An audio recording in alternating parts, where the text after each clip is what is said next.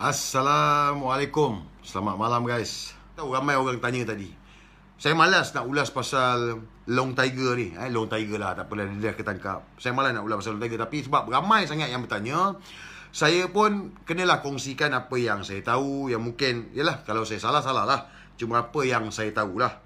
Jadi semua orang pertikaikan, dia kata Long Tiger ni, Abdul Hamim ni ditangkap kerana kes memfitnah Ketua Polis Tangkap.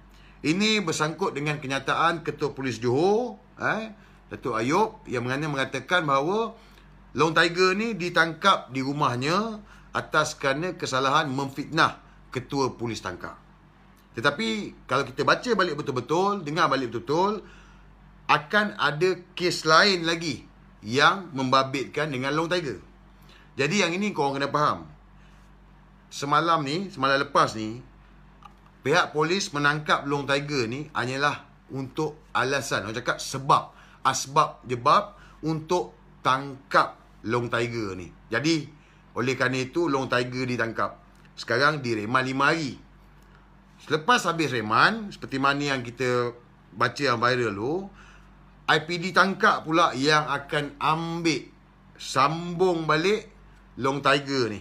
Bermakna kes lain. Yang mana ditangkap ni aku yakin berkenaan dengan kes rogol yang berlaku pada 26/9/2012. Jadi kenapa Long Tiger ni ditangkap tempoh hari? Kerana asbab untuk menahan dia.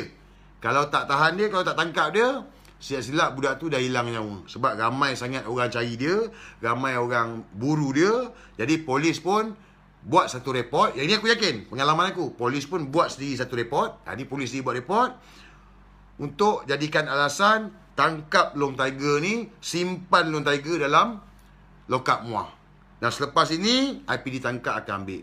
Dan selepas itu wallahualam kat mana lagi Long Tiger akan ambil. Ni kalau orang cakap roadshow lah. Bermakna daripada satu lokap ke satu lokap, satu lokap ke satu lokap lain, dia panggil roadshow. Berapa lama tempoh roadshow dia? Wallahualam, aku tak tahu. Cuma yang pasti yang aku tahu, ditangkap ada satu kes rogol yang belum selesai, masih dalam siasatan. Walaupun sebelum ini kes tersebut di-NFA kan buat sementara waktu, tetapi aku yakin pihak polis dah membuka kembali kertas siasatan tersebut. Kerana dah viral, dah kecoh dah. Kemudiannya mungkin Long Tiger akan dikutip pula, dia tak tahu dekat mana, kerana ada laporan polis yang mana telah dibuat ke atas Long Tiger kerana pertubuhan haram. Jadi memang ada, aku dipahamkan memang ada, yang ada pihak yang dah buat laporan polis, yang mana laporan tersebut mengatakan bahawa pertubuhan ayahanda Long Tiger ni adalah pertubuhan yang haram. Jadi besarlah kemungkinan bahawa selepas daripada 5 hari ni lokap tangkap, IPD tangkap tak tahu berapa hari kena reman, dan akan disambung pula ke lokap lain yang mana kita tak tahu.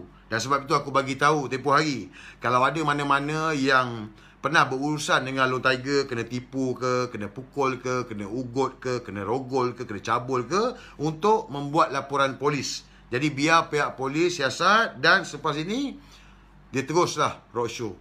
Sambut, lepas keluar ni sambut, lepas ni kena sambut. So itu sebab dia. Jadi aku harap korang faham kenapa polis tangkap dia kerana fitnah ni, fitnah Ketua Polis tangkap ni, itu adalah alasan untuk menahan dia.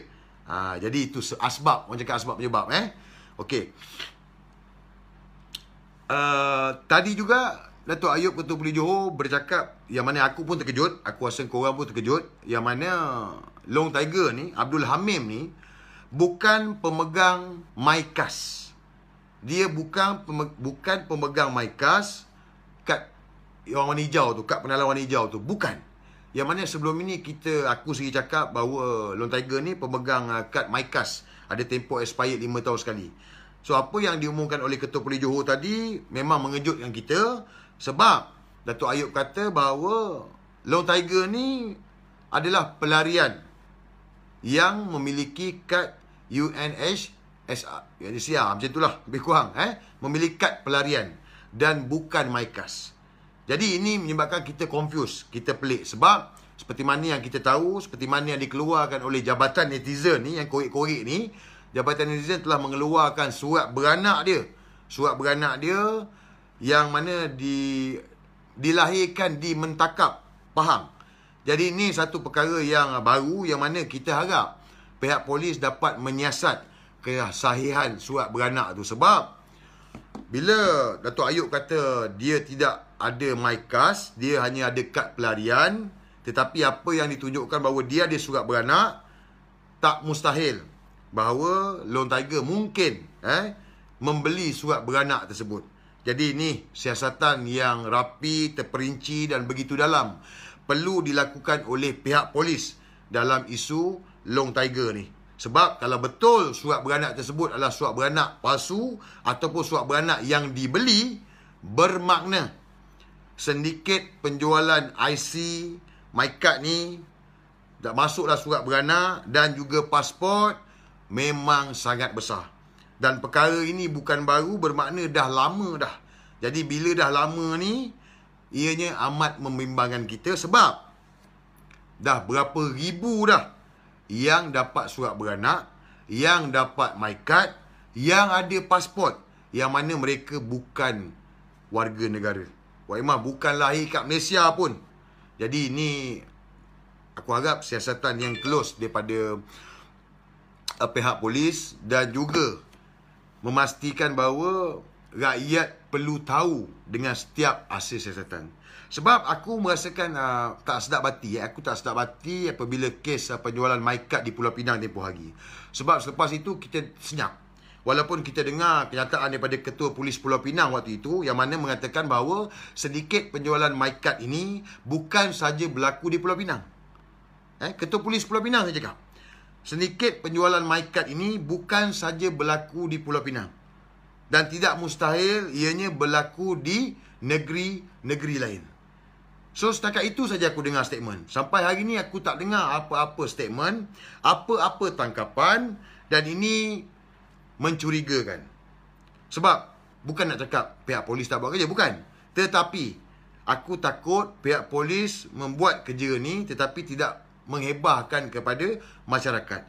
Kerana ini boleh menyebabkan persepsi yang negatif kepada pihak polis. Sebab apa saja dalam keadaan hari ini, isu penjualan MyKad kepada warga asing ini perlu diwawarkan. Rakyat perlu tahu. Kita faham, mungkin pihak polis nak jaga Jabatan Pendaftaran Negara. Kita tak nafikan. Sebab dalam kes yang sebelum ini, memang terdapat pegawai JPN yang terlibat dalam penjualan ini. Sebab memang kalau kau nak beli surat beranak pun, mesti ada orang dalam. Nak beli warga negara pun, mesti ada orang dalam. So, kes kat Pulau Pinang memang melibatkan dengan pegawai JPN itu sendiri.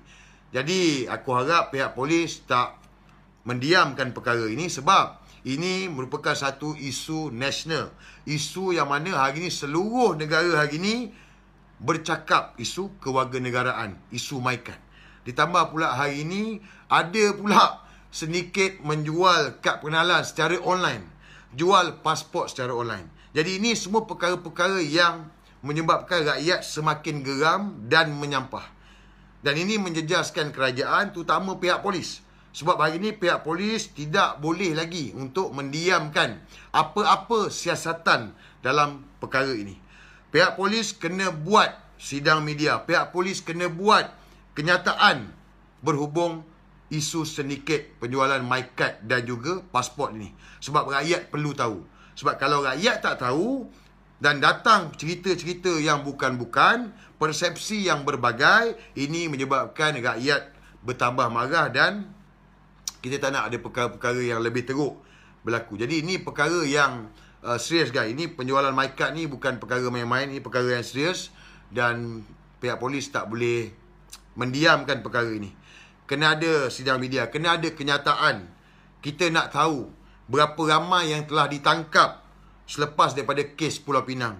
Berapa ramai pegawai Jabatan Pendaftaran Negara yang telah ditahan, ditangkap di soal siasat hasil daripada penjualan sedikit penjualan kewarganegaraan Malaysia ni. Dan kita nak tahu berapa ramai yang telah mendapat kewarganegaraan ni hasil daripada penjualan yang mana dilakukan oleh warga negara Malaysia, yang mana dalang utamanya adalah pegawai JPN itu sendiri.